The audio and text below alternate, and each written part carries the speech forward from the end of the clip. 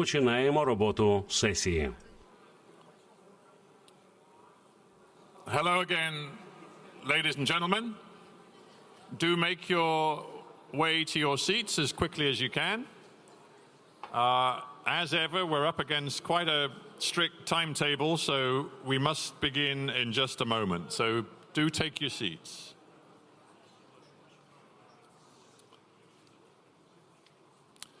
Great. The doors are shut, so let's begin. Welcome back, everybody. The time for introductions is well gone by now, so let us just get on with our business. This very much follows on from the conversation we were having with Prime Minister Groysman just a short time ago, when we were debating the nature of the reform and transformation challenge in Ukraine. The word corruption, of course, kept coming up, and indeed you could argue that most of my questions involve the word corruption, and they'll involve the word corruption again, because this panel is devoted to the idea of the fight against corruption in Ukraine, judging its success thus far, looking at ways in which it is not working and trying to figure out what needs to change to really clean out governance, business, and public civil society in this country, to make Ukraine a thoroughly clean country. What needs to happen? Well, we've got a great panel to discuss it. Let me introduce them as quick as I can.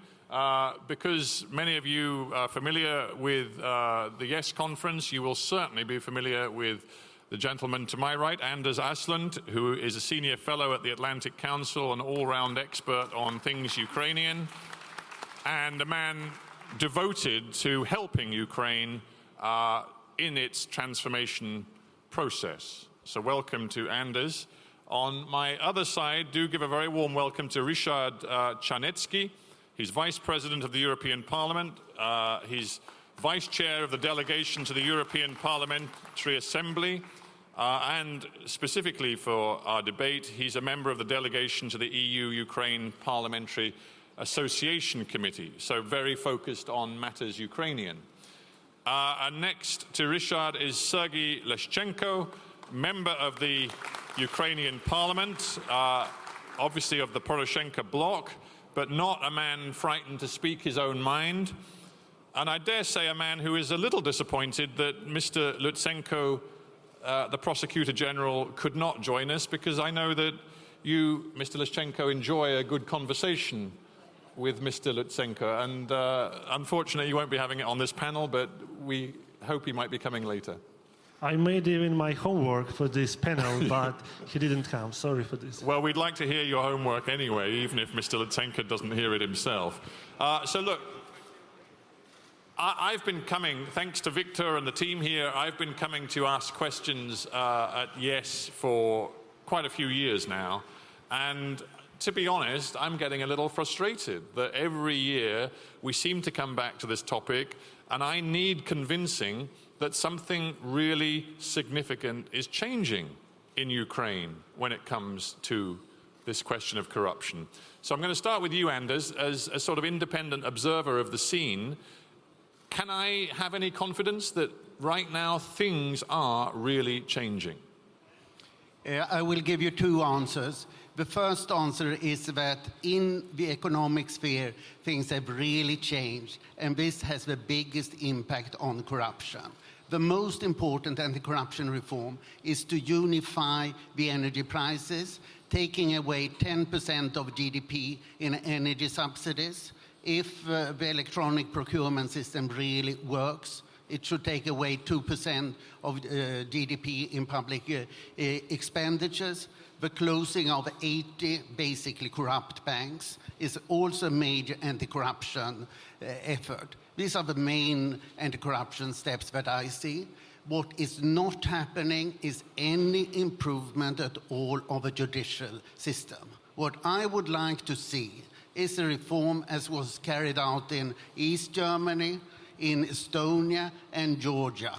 Sack all the prosecutors and sack all the judges. And when you say all, you mean all. Start with a clean slate. Absolutely. These were the three countries that really managed to get their courts and prosecutors into order.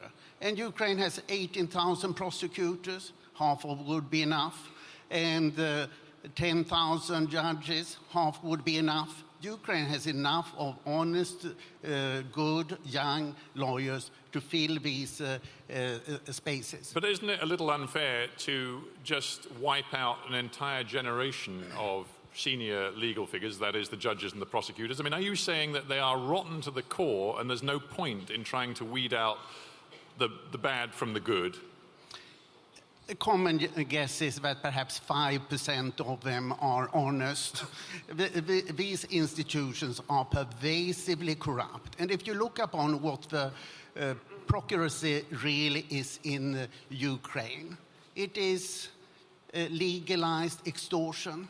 Prosecutors collect papers on people, show what they have done wrongly, and then the prosecutor comes and says, I have very interesting information about you. How much are you prepared to pay for it? And that's why no senior person has been prosecuted in the last 2 years. And nobody has been sentenced, of course, if they're not even prosecuted. I had a very interesting exchange with Prime Minister Groysman about this. And he, quite rightly, made the point that, you know, it's not my job to give instructions to the Prosecutor General. He's entirely independent. But I said to him, the point is, you're the head of the executive. You have to set a tone. You know, you establish a tone which then runs through this government. Do you believe that Ukraine right now is led by people who are serious about tackling what you've just described as a judiciary that's rotten to the core? Well, I think it's enough to see that in August we have seen a fight between the Prosecutor General staff and the National Anticorruption Bureau, which has a strong reputation of being independent and fighting corruption. And they have been beating each other up and raising criminal cases against one another, while the Prosecutor General's office is not going after the big crooks. Right. Well, Anders, you've laid out a case which is somewhat depressing, certainly from the point of view of the judiciary, not so much from the point of view of economic reform. Let's hear from Sergii now. Sergii, nobody would say that you are a puppet of anybody. You have a reputation for being outspoken and speaking your mind. So as a member of the president's own parliamentary faction, speak your mind. How much of what Anders says do you agree with, and do you see your own ally, you know, your own political bosses seriously taking on these problems? Thanks for the question. I think the main problem is lack of political will to fight against corruption among Ukrainian leadership. Everybody understands that the schemes surrounded Ukrainian state entities or Ukrainian ministers, they are not possible to implement without protection on the top level. And I believe the only way to fight against corruption is not to be focused on names, but on institutions. And I agree with Anders that we have now the struggle between institutions. From one side, we have General Prosecutor Office, which is not just corrupt, but this is the worst example of non-reform institution when people involved in not only in corruption, but in physical attacks, they are still on position. We have special department in General Prosecutor Office focused on political prosecution. And the new General Prosecutor did not fire these people, and he did not dissolve this department. He just renamed it, but these people continued to do what they did before. And from another side, we have very good example of changes when completely new institution, National Anti-Corruption Bureau, was built from zero ground level. And this institution demonstrated during last month that they're ready for fight against corruption. They're ready to go to the end. And this institution can fulfill the demand of society to fight against corruption on very top level. That is why this fight between institutions happened, when President and his cronies understood that National Anti-Corruption Bureau is the real threat for their idea to do business as usual, to continue corruption on state entities and to continue enrich themselves using government position. You just used a very interesting phrase, the president and his cronies. You are you not, a member of the president's party? This is the situation happened because of legislation on election 2 years ago when we had only one way to be infiltrated in politics, to use the channels which were open at the time. And we joined politics through the channels which were possible. So and in this situation, I don't protect the names, I protect the values. So I don't want to be blamed that name is more important for me than values and institutions. But to be clear about it, you're a member of the Poroshenko Bloc, but you don't have any faith in Poroshenko when it comes to this issue, right? No. I believe Poroshenko is personally responsible for fight against corruption. And it's not only my opinion. We have polls result. 60% of society believes that president is responsible for fight against corruption. Yeah, so he has to be the leader. But is it, I mean, let me ask the most crude question. Is it possible in a country where the president is seen by many to be one of the oligarchs, one of the big businessmen who rose to the top by, you know, doing what he had to do to make a lot of money, and has a lot of friends who've also risen to the top by doing various things to make a lot of money, is it possible for a country under that leadership to really undertake the sort of transformational change to be determined to clean out all of the problems of corruption? Or is it much more likely that a country with that leadership is going to try to avoid a real cleanup? No, I am optimistic because we have a unique situation when we can combine efforts of different institutions. First, we have a very strong civil society, and this civil society really wants to see government without corruption. Second, we have very good school of investigative journalism in Ukraine, and on Ukrainian TV channels you can watch investigations you cannot imagine in Britain during last years. Yeah, you're very confident of the independence of your investigatory media? I completely sure that these people are not biased and they produce very powerful investigation. And this is the best examples of investigation in journalism on our part of the world. And they produce this investigation on everyday basis.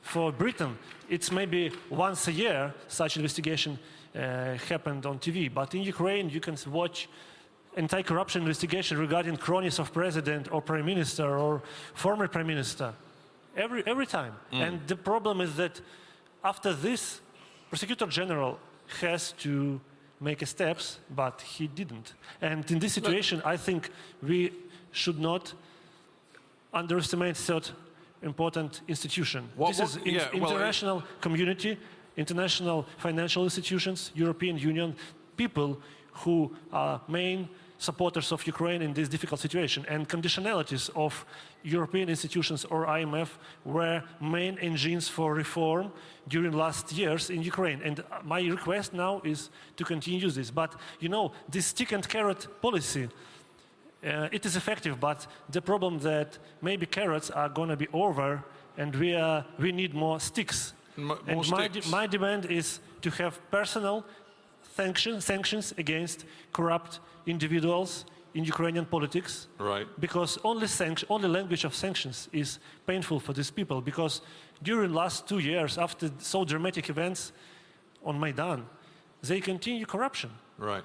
Well, you know, I said you're outspoken, and I wasn't kidding. You really are outspoken, and I want to explore this idea of more sticks and personal sanctions further as we go to questions and further open the debate. But when we're talking about sticks, let's talk about the European Union. And Ryszard, let me bring you in. You, both from Anders, who's acknowledged as an expert on Ukraine's reforms, the successes and failures, and from Sergii, who sits inside the Ukrainian parliament, we've heard this sort of catalogue of concerns. How does the European Union see Ukraine's fight against corruption today? And are you using too much carrot and not enough stick, do you think? Well, first of all, I would like to inform very officially that I'm not expert on corruption because I don't have any experience in it. Well, that's reassuring. Yes, yes, it's very, very official statement. But very seriously speaking,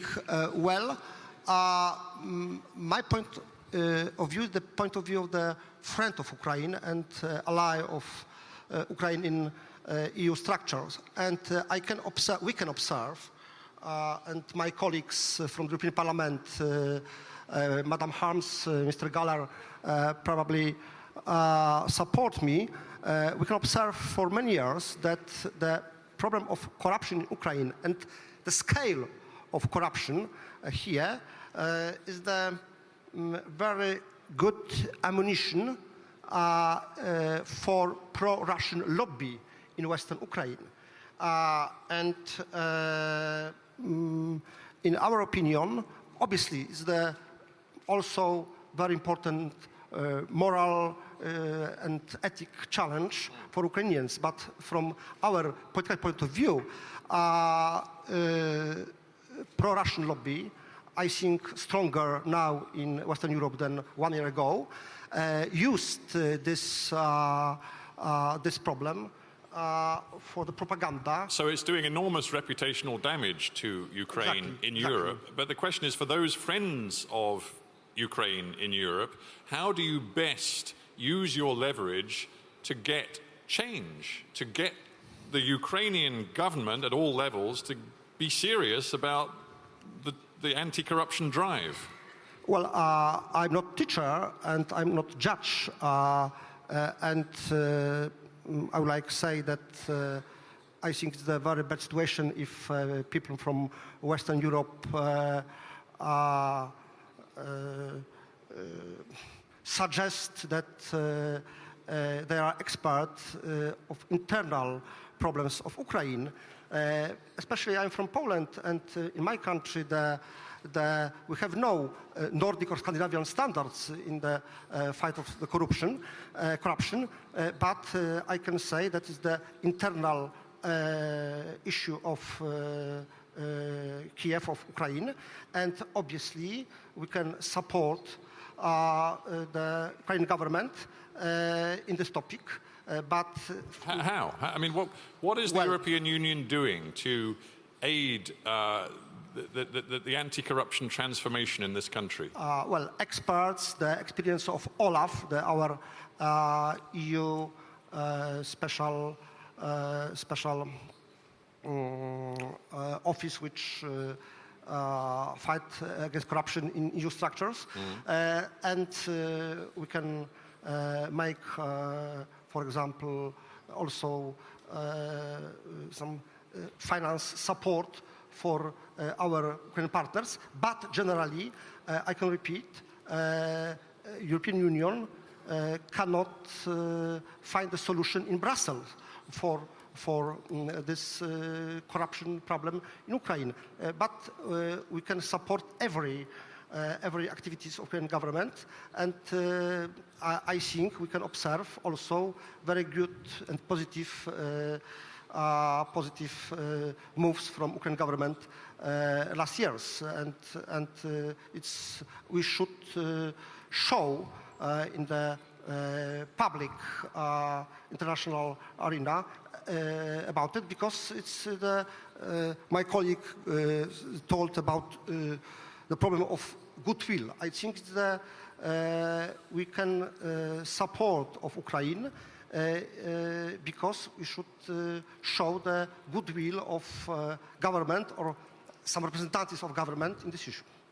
You don't sound like a guy who's about to wield a very big stick. You still seem to be holding out some carrots, which is fine. I mean, it's an approach. I just want to come back to Anders, and then we'll open it up to questions. But Anders, Sergii says the media is really important in this, that the investigatory media in Ukraine is very strong and pushing very hard.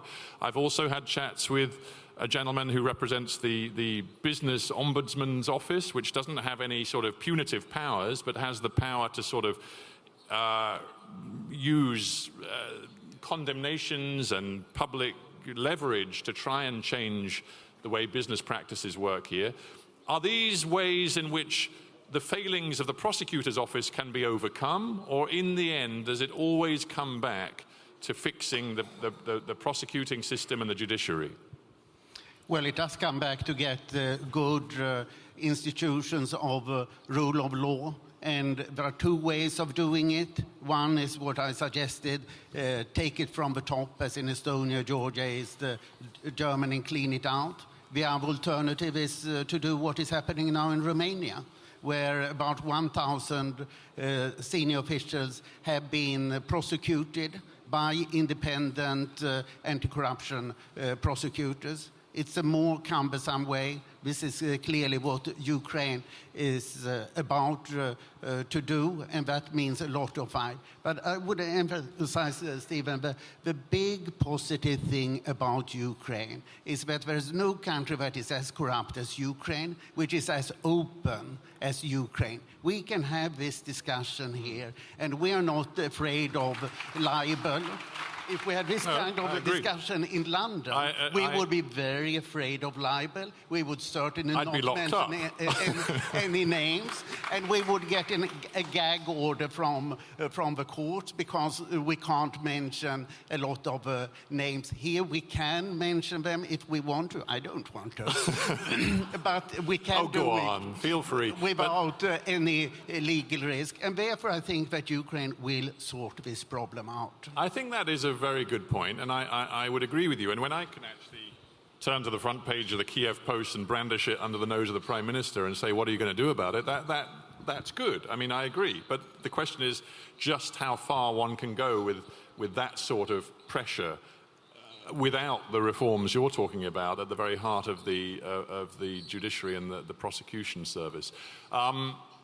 Right, we've got one comment that I want to bring in right now because I know he's keen to put his contribution forward, and that's Roman Nazirov, who is head of the State Fiscal Service. So, Roman, you've got the microphone. Give us your thoughts and maybe a question if you have a question too. Yes, I actually wanted to raise several important topics which were already mentioned actually just now. One thing, for example, about the carrot and the stick.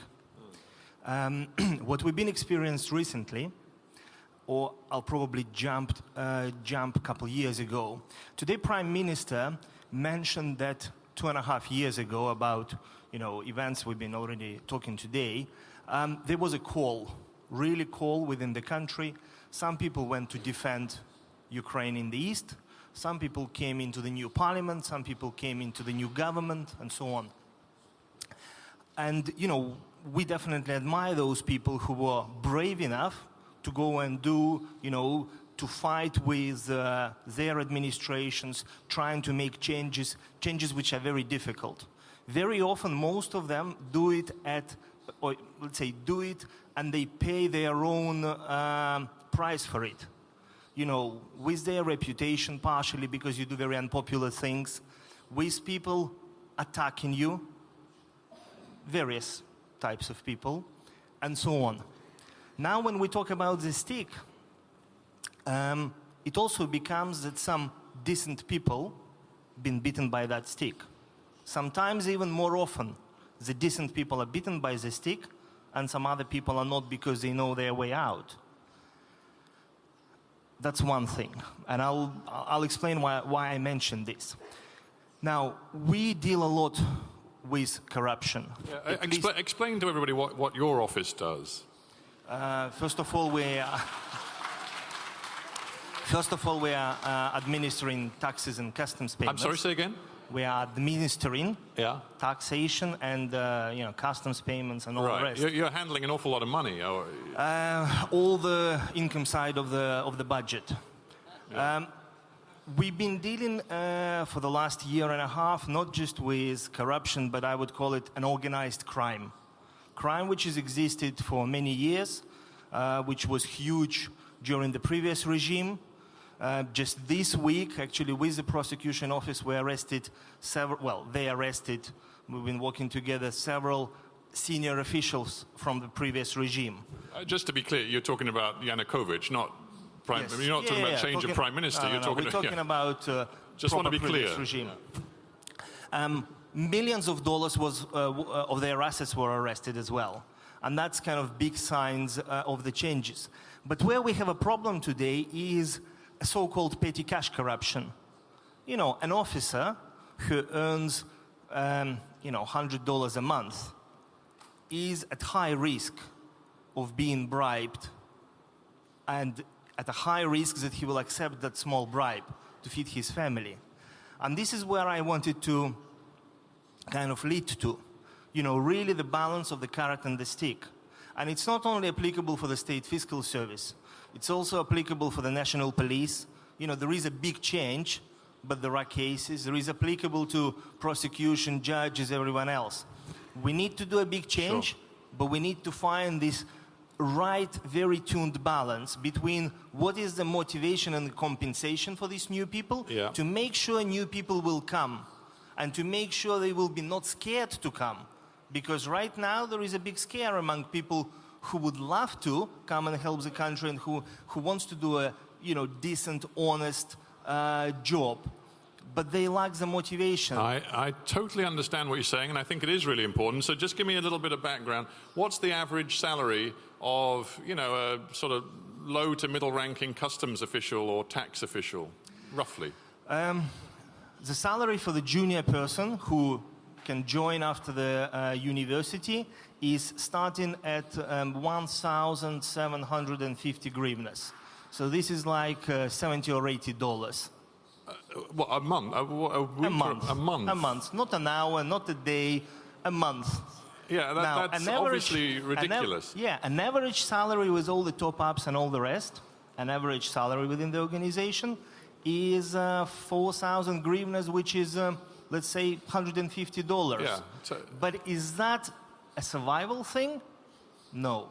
Now, in the last year, after, let's say, doing certain changes, what we're fighting for right now, we're not fighting just for the companies to pay, you know, let's say, as much money as possible. We're now fighting for, first of all, to increase of a real minimum salary that either a civil servant or a teacher or, you know, any individual in Ukraine gets. Because this is where, you know, this small corruption starts with, and then it grows to, you know, bigger proportions. I understand, and I think it's a really important point. But, you know, to do that, you have to undertake a wholesale sort of restructuring of your organization and the police service and all the other services where salaries for the frontline officers are inadequate, but there are probably far too many of them as well. You know, you need to shed jobs, restructure, and pay those talented people that you've got much, much better. You're very right, but I tell you as well, for example, in our case, I don't want to speak for other agencies, we start working on the, you know, sort of big proper reform of state Just before you, how many people do you employ? Excellent question. Last year we had 59,000 people. As of today, we have 42,000 people. Right. So we optimize the organization a lot. We cannot go any lower anymore because proportionally, this is now, for example, much less than our colleagues have in Poland, in wherever other countries. We cannot reduce the number of people, but now we need to improve the quality. And actually, something else very interesting. 2.5 years ago, there was again a big call for people from business to go working for the government. And there are a number of people who came from business working for the government. What I heard last week on the TV, it was about one of the senior officials as well. There was one of the, let's say, commentators saying, you know what, he came from business and he will never change being a businessman. He will be in the government and he is likely to be, you know, mentally inside, he will likely to be the businessman for the rest of his life. Of course, this is a, you know, big important thing. But we need to finally make, as Ukraine, using all the resources that we have, you know, in the government, in the parliament, etc., to make, for example, for next year, this new model.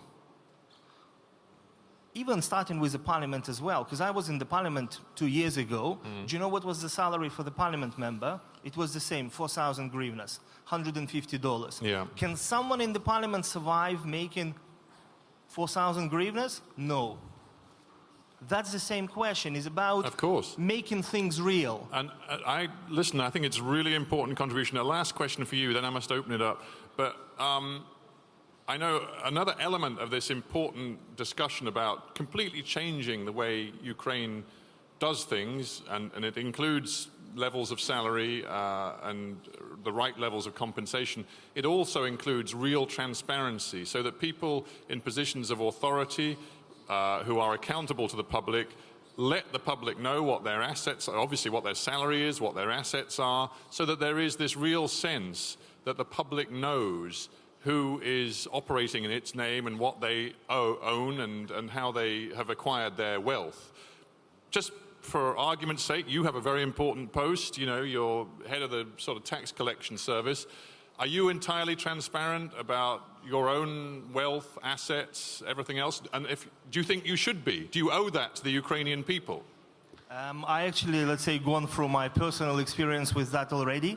I'm coming, well, most of my background is investment banking, and I actually sort of have assets, and I already gone through the explanation process of explaining, you know, what I have and you know, how I earned that. So it's all on the public. I mean, it's all on the public. All it's on the very public open. record. I'm sure you probably heard already. We, by the end of October, have to fill a special electronic declaration for all the civil servants, and I personally are already looking forward to do that, just to make sure that that's it. You know, that's it. It's all open. It's all public.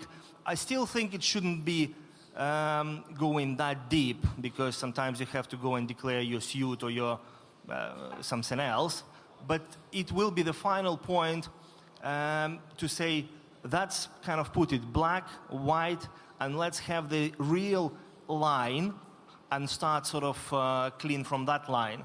It will be a very, very important transformation change for all the agencies, for all the civil servants. And yeah, no, Roman, I thank you so much for that. That's really, really interesting. Sergei, is that happening in the parliament too? You know, because we've talked a lot about officials and we've talked a lot about oligarchs and crony capitalists and big business people with vested interests in maintaining the status quo. But obviously politicians are part of this cleanup as well. Are politicians now being much more transparent and open about their own assets, wealth, etc.? We have some obstacles on this way, and just would like to remind, like, during the last 2 years, we're trying to establish this system of electronic declaration, but every step was done with strong pressure from civil society and media. First of all, there were problems with nomination committees. Then there were problems with legislation. Last month, there was a problem with special certificate. And finally, we got this system of e-declaration, but I believe it happened just because of very strong position of European Commission, which said very directly, no visa liberalization without system of electronic declaration. And only this pushed situation toward the start of the e-declaration process.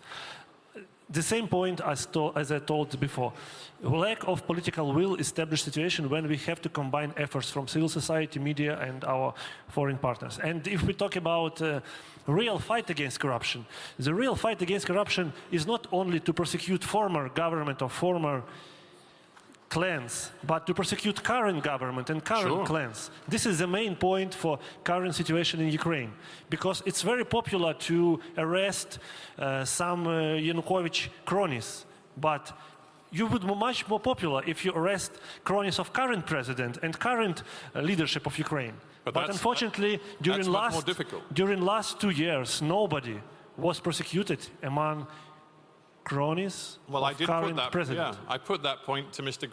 Groisman, and I'm not sure I got a very direct answer, but anyway, we did at least get to that point. Okay, let's open it up to questions. It's been a fascinating discussion, and I want to now get some feedback from you guys. So we'll start with you, sir, and then we'll come to you, madam. Very quick question. Would abolishing the tax police be revenue enhancing or subtracting? Do they have any useful function at all in this country? And perhaps it's a question also for my colleague, or not my colleague, but anyway. You want a job or what? Tax police, yes. Roman, do you want to answer that? Happy to answer. Yeah, that was, and if I may, first of all, I'll put a comment just to a previous question.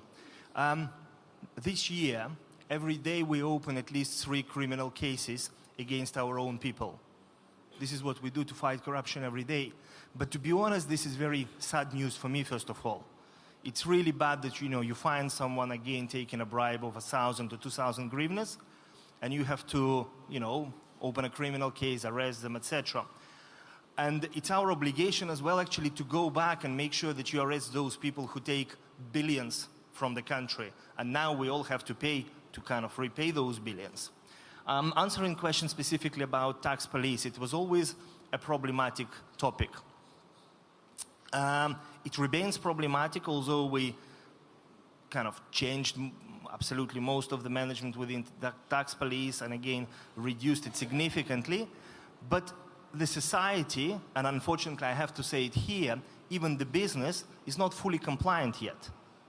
And it's still for the government absolutely necessary to go and make sure that you eliminate this criminal attitude to paying or not paying taxes. In previous years, and I mean, you know, 3 years ago, it was, and I was in the business and I knew how it was. It was always several layers of being able to resolve an issue. First of all, you can resolve it somewhere in the regional tax inspection. Then if not possible, you resolve it in the head office. Then if not possible, you can resolve it at the prosecution office. Then if not possible, you resolve it at the judiciary system. And now we have again, you know, to clean all these layers to make sure that both an officer as well as the businessman knows that all that is no longer possible. You know, if you've done the wrong thing, you will be prosecuted immediately for that wrong thing. And the same responsibility will lie on the officers and the tax police. I'm going to stop you, Roman, because I'm not sure you answered the direct question, which is if you abolish the tax police... The direct question, tax police as of today, and I can honestly say that, cannot be abolished yet. But we need to be moving towards the situation that in 2 or 3 years, we don't need the tax police anymore because all the system will be very transparent, and probably we can ask opinion of other people who know how it works in other European countries. Okay, all right. Well, you say you can't abolish them. Some people say why not, but Anders, quickly. Very quickly. The tax police should be abolished. The problem is that it's one of the least surveyed institutions and can do whatever it wants. Ordinary police should handle what is police matters. Generally, taxation should be decriminalized. Estonia has an excellent idea here. Taxation should be looked upon more as a service than as a punitive activity. Thank you. Okay. Ma'am, you wanted a question? Marie Beck, member of German Parliament. I understand that Sergei did not mention any names, but I want to say that people from the outside who really try to support Ukraine on its way to reforms, we have the difficulty of rumors and not getting transparency. And you mentioned this morning that there has been a change with Naftogaz and so on, and then you go out there in the hall and you hear the rumor, well, it has been transformed to the Ministry of Economy directly, and it seems that this is good for Mr. Firtash. And we know the name Kolomoisky, and we don't know, is there a game around Donbass with Akhmetov? Which role is he playing? And that makes it very, very difficult for us to really take a strong stand to support that country if there is such a big hidden agenda or hidden power, when you might see a prime minister who might be wanting to be honest, but actually he can't because his space to move is not big enough. Sure. Well, thanks for the comment. I'm not going to let you speak right now, Anders. We're out of time, really, but I'm going to allow one more question from somebody who hasn't had one before. The lady there, been very patient. We'll get you the microphone. Thank you. I'm another member of parliament from Bloc Petro Poroshenko. So my question goes to Anders. Anders, do you know any country in the world which would create development by putting people in jail? By prosecuting people for corruption? Because I don't. And as you know, I actually have a plea to you. Can you please explain to many of well-intended people who are fighters against corruption that the best way to actually win over corruption is to put new rules in place which would protect us from decisions like what happened with Ukrtransgaz? I'm a bit emotional because, you know, I work on energy with you, and it's not very sexy to work on, you know, ideas to develop Ukraine, while it is very stylish to accuse somebody of corruption. You get likes, you get shares.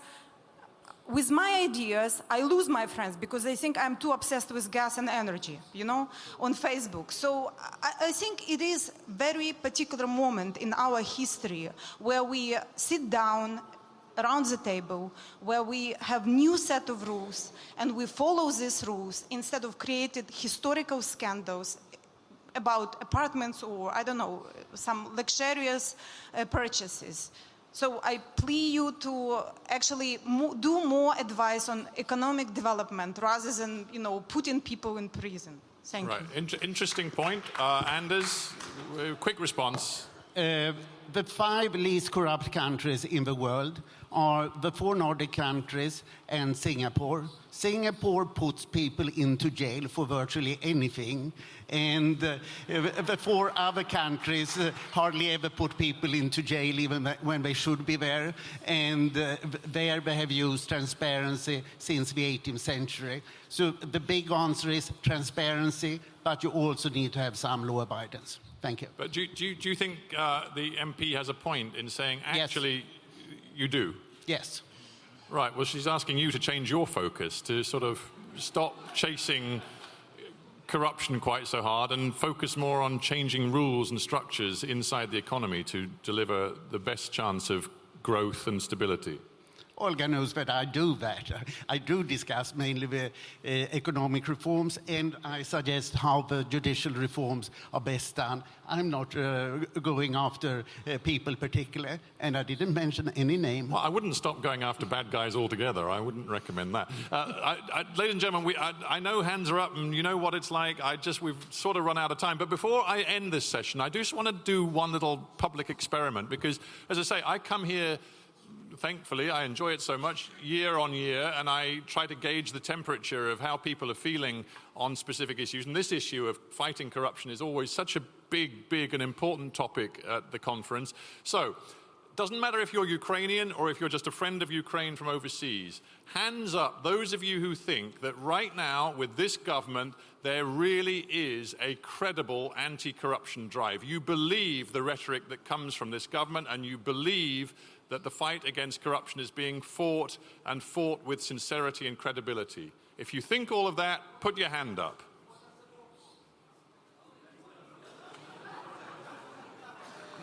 Right, well... But we have to separate the government and Anti-Corruption Bureau, which is a part of the current system, but which is not part of conspiracy among corrupt individuals. Right. So Anti-Corruption Bureau is not corrupt, but it is part of current government.